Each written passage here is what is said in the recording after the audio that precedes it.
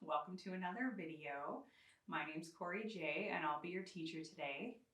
In today's class, we are going to be doing Collagraph printmaking, which is so exciting because it's actually so much fun.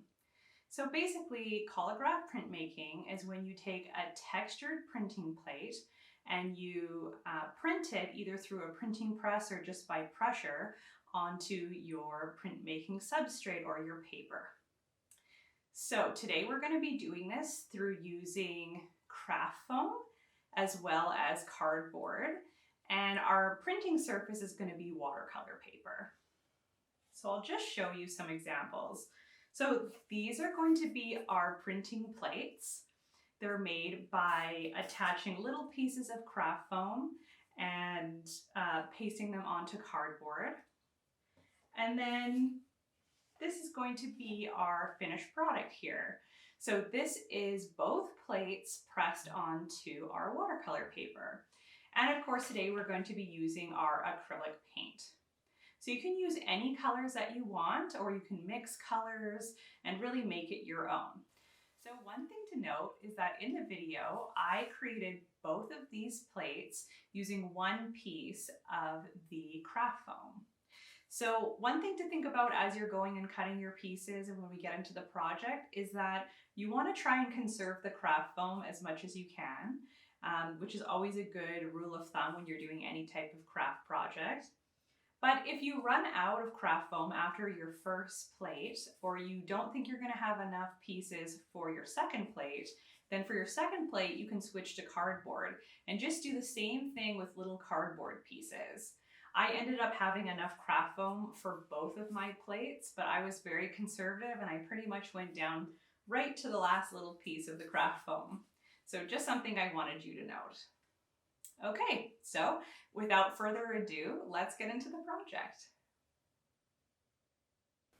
Okay, so let's start with supplies. So the first thing you're going to grab is a watercolor paper. This one's 9 by 12. Then you're going to grab a piece of cardboard that's 1 inch smaller than the watercolor paper all around, and then a second one that's 1 inch smaller than that. Then you're going to grab a piece of craft foam. This one's also 9 by 12. And then you're also going to grab some extra pieces of cardboard just in case you run out of craft foam. You want to grab some glue. I love the Elmer School glue. And then these little foam things for the paint. I don't know what the technical term is. Some scissors and then some acrylic paint. You want to grab a couple colors. And that's everything we're going to need to start off here. Actually, there's one thing extra that I want to show you. I have these squiggly cut scissors and then this hole punch. That hole punch is in the shape of a heart. So I grabbed those two just to play around with. Okay, so to start, I'm going to grab the smaller piece of cardboard and the piece of foam paper.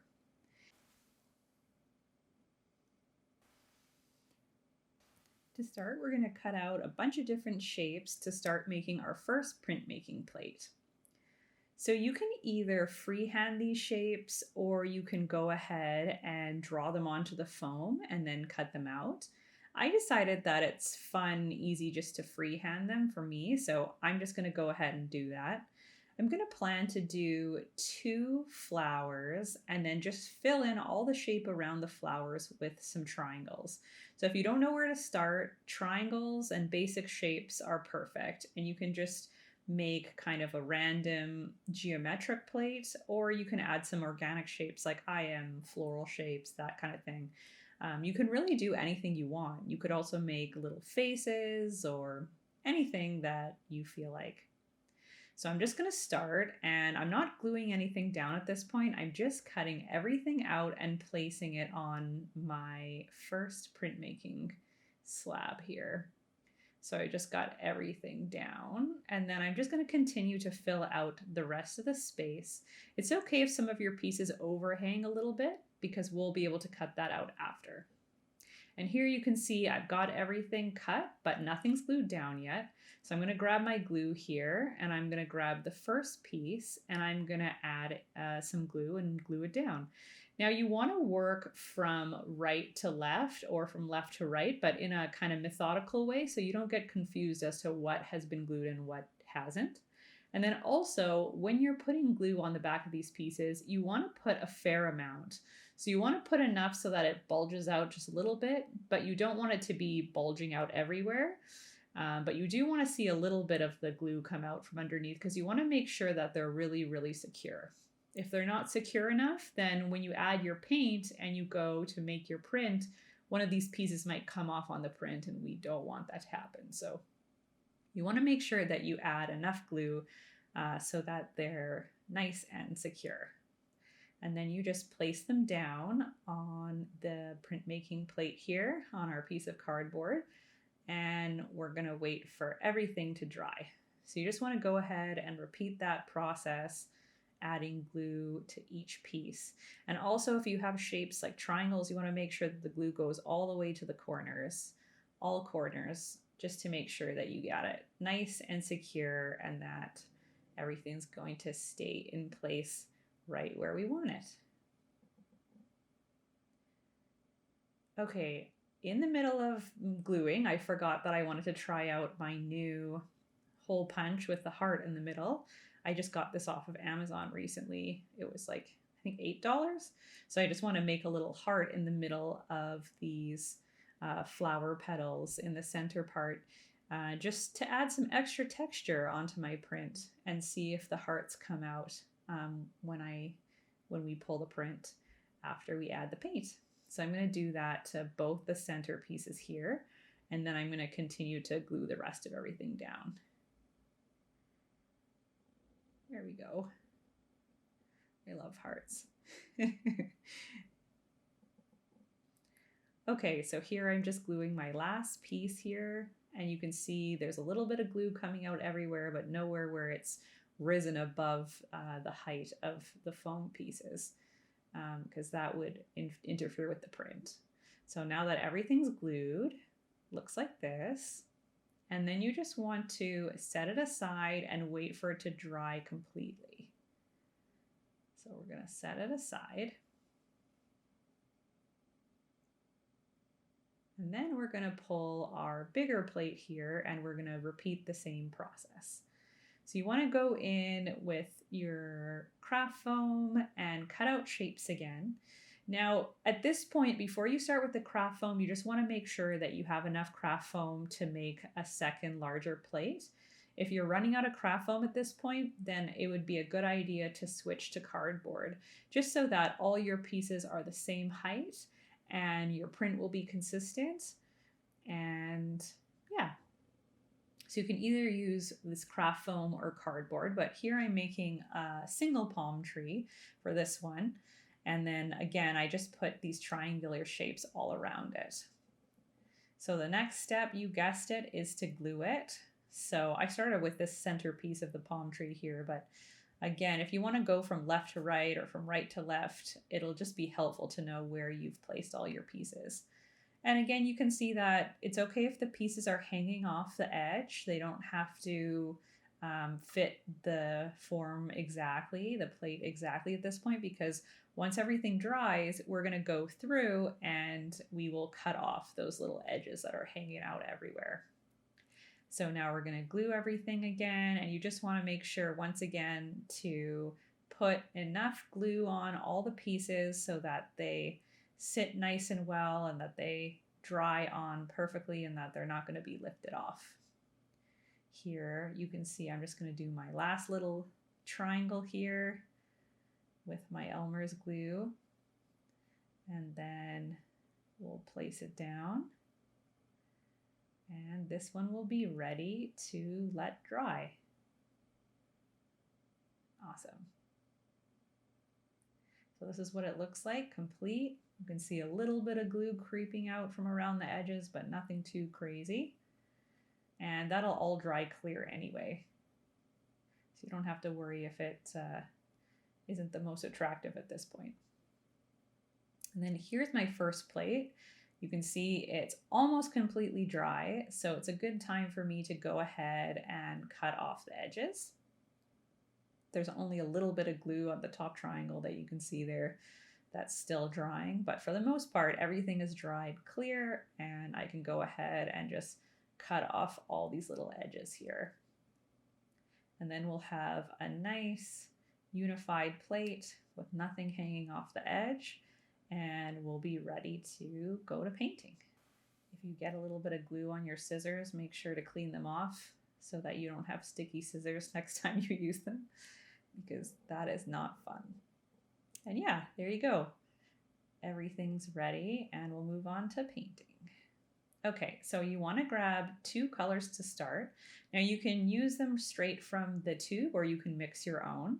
I'm going to use them straight from the tube for this purpose, just because it's easier. And then you want to grab 2 foam brushes, and you want to take your first color and you want to brush it on to wherever you want it. So I'm going to do the petals all red, and you'll see that I'm not taking a crazy amount of paint, but at the same time, I'm making sure everything is covered and there's a little bit extra on the petal. And that's a good rule of thumb. So you don't want it to be globby, because you don't want it to like smear out everywhere when you press your print. But at the same time, you do want to still make sure that you have enough paint on it to transfer. So another thing is that acrylic paint, it dries very, very fast. So you want to work as fast as possible in this process. You don't want to take too long, because by the time you get to the last little foam square that you're painting, the first ones that you did might already be a little bit dry. So make sure to go as fast as possible. I obviously sped this up, but you want to go fast. And next I'm going to move on to the blue color here and do the rest of the squares that are left. And also, if you make a little mistake, it doesn't really matter. I kind of feel like if you get a bit of the color onto the wrong square or onto the wrong triangle, it just kind of adds to the beauty of the print when you make it. So don't be too concerned about that. But one thing I did to combat the drawing of the first squares as I continued on is when I finished covering everything completely, I did go back to my first color and add in a little bit more paint to the first squares I did, just to make sure that they didn't dry too much. So see here, you can see I'm doing that. I just go back to the red ones and just add in a little bit more paint to them. I think it would be okay to skip that step, but I just wanted to make sure. And then you're going to take your paper and you want to take the plate directly onto the paper. So you want to place it in the center and then press it down slightly. And then you want to flip the whole thing over together. So be careful to flip the whole thing over together. Now you all want to make sure that your hands are as clean as possible, because you can see that I got a little extra paint everywhere as I did this. Not a big deal. We'll fix some of it at the end. But basically you then flip it over, and then you want to go through and press onto the print, making sure that all of those squares transfer.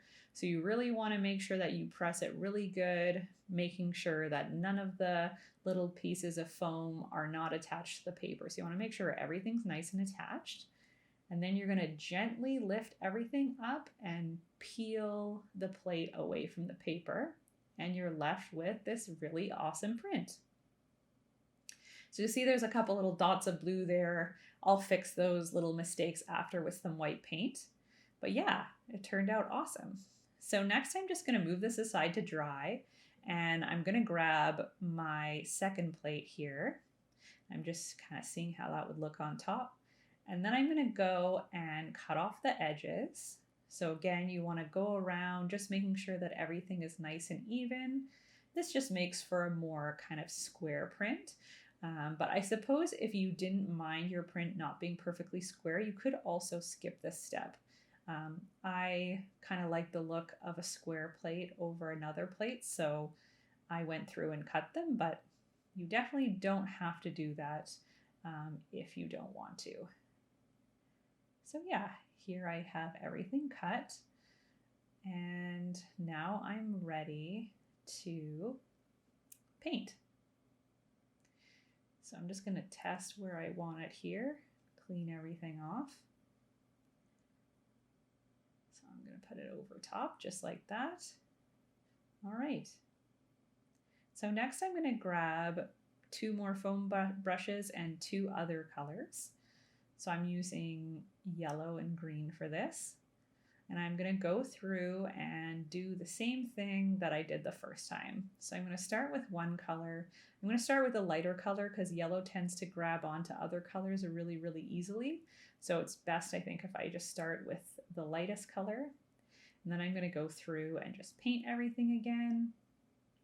And I did the same thing this time where I went through and after I had painted all my squares or triangles, I suppose, or shapes, I did go back and paint the first ones that I did a second time. So here I finished all the yellow and now I'm going to the green. And then once I finish all the green, I am going to go through and just add a little bit more paint to some of the yellow. Not all of it, but just some of it. So you just want to make sure that you're adding enough paint that it'll transfer easily, but not too much that it's going to squish out everywhere and kind of ruin the effect of the shapes that you're going for. So I just finished the green here and I'm just going to grab the yellow. And even though I did speed this up and this is not real time, you do want to work as fast as possible here because like I had said before, acrylic paint does dry really fast. So you want to grab your print and then line up the plate however you want it to sit on top. And then turn it over and press it on. I'm going to be as careful as possible, placing it down here, pressing it on. And then I'm going to lift both up and turn them over. And I'm going to press on the paper side and just really make sure that it bends around all of the little shapes that I have created on the other side. So we want all the paint to transfer evenly and we don't want any areas where the paint didn't touch or the paper didn't absorb the paint as much. So you want to make sure that you go through the back and really press down on all sides, every single little square, every single little triangle of the back, just to make sure that all those foam pieces transfer over the way that you want them to. And then again, once we're done, I'm going to lift it up again and then gently pull off the plate. And there you have it, a really, really awesome kind of more intricate Collagraph print. So yeah, I'm really happy with how this turned out. Now there are a couple little dots in the top corner there. So I am going to go through, just take some white paint and cover them up. This helps just to make them less visible and not a little focal point or mistake of the piece. So if you have any issues like this, you can always go through and fix them. For this little yellow triangle, I did put a white dot and then I went back over with some yellow paint on top and it just helped to minimize the look of those dots. And then you want to make sure that you sign the print at the bottom. So you can sign your name and the date. And then if you're only going to make one print, you would do 1 out of 1. But if you're going to print more, you can wait to do this step and then you would do 1 out of however many prints you did. And that's it. So this is a really fun way to play with Collagraph printing. And I hope you guys enjoy. Okay guys, that's it for today's video. I hope that you enjoyed learning about Collagraph printing and you learned some new things. One thing I wanted to tell you before we go is that once the plates dry and the paint dries completely, you can go over these plates with different colors and try different color combinations when you're pulling prints. So you don't have to use water or anything to take off the paint, just let it dry completely and then go over it with different color combinations. For example, you'll see here that on the bigger plate, I used lighter colors. So maybe next time you can try using darker colors on that plate and lighter colors on the smaller plate and see what kind of image you get when you pull it. And that's it. I hope you had fun and I look forward to seeing you in the next video. Bye guys.